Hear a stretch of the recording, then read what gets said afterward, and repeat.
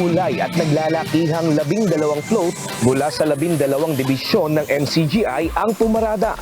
Tema ngayong taon sa float parade ang iba't ibang public services na regular na ginagawa ng MCGI.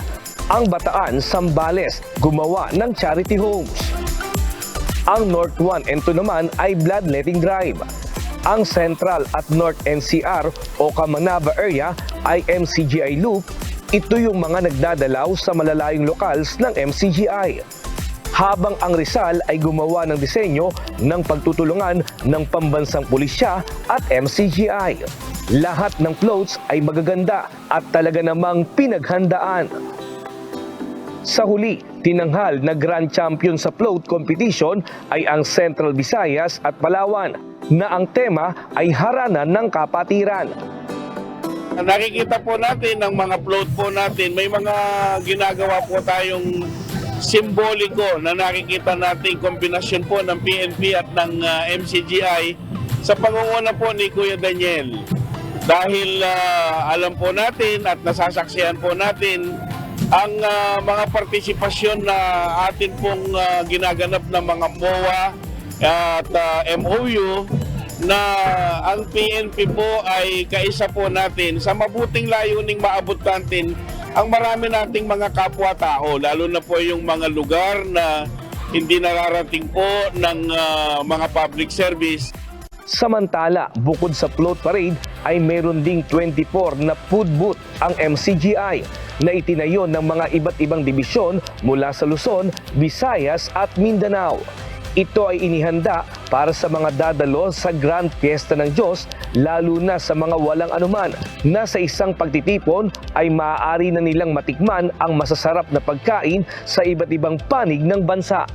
Inihanda ng mga kapatid sa MCGI ang ipinagmamalaking masasarap na pagkain at delikasis.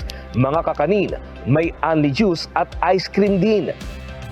Siyempre, blockbuster sa pila ang lechong baboy ng Cebu at Laguna, lechong manok ng Rizal at Cavite, at lechong baka ng Bulacan. Ang senior citizen na si Aling Beth sa edad niyang 62 years, ngayon lang daw siya nakakain ng lechong baka.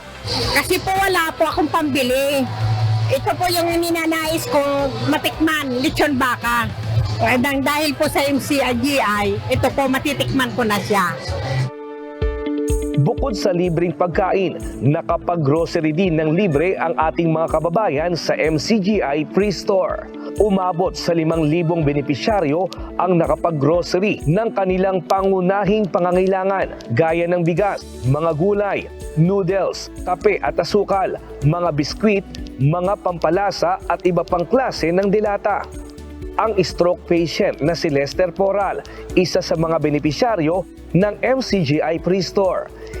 Ilang beses na anya siyang tumanggap ng free grocery sa Free Store at sa tulad niyang may iniindang karamdaman, malaki na anya ang naitulong nito sa kanyang pamilya.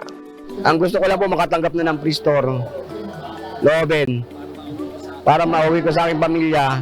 Salamat po sa Diyos at sa kapatirang MCGI. Sulit na sulit ang pagpunta sa Grand Fiesta ng Diyos ng MCGI dahil libre rin ang pagpapatingin sa mga doktor dahil kasabay nito ng medical mission. May libreng check-up, mga gamot, dental at optical check-up.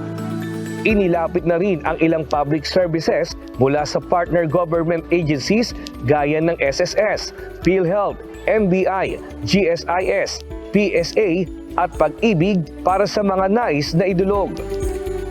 Kaya't anuman ang kalagayan sa buhay, edad, kasarian o relihiyon ay naramdaman ng mga dumalo sa Grand Fiesta ng Diyos ng MCGI ang paglingap ng Diyos sa pamamagitan ng sama-samang paggawa ng mga kapatid sa MCGI. Ang mga magkakapatid ay naglilingapan, nagmamalasakitan at isang bahagi ng ating mga paglilingkod ang sama-sama tayo na mabuhay ayon doon sa aral na itinuturo ng Diyos sa atin. Magtutulong-tulong tayo sa pagdadala ng pasanin ng isa't isa. Sa gayon natin matutupad ang kautusan ni Kristo. Kaya isang paraan ngayon mga kapatid, tayo'y magpakita ng paglingap sa ating mga kapwa, sa ating mga kapatid.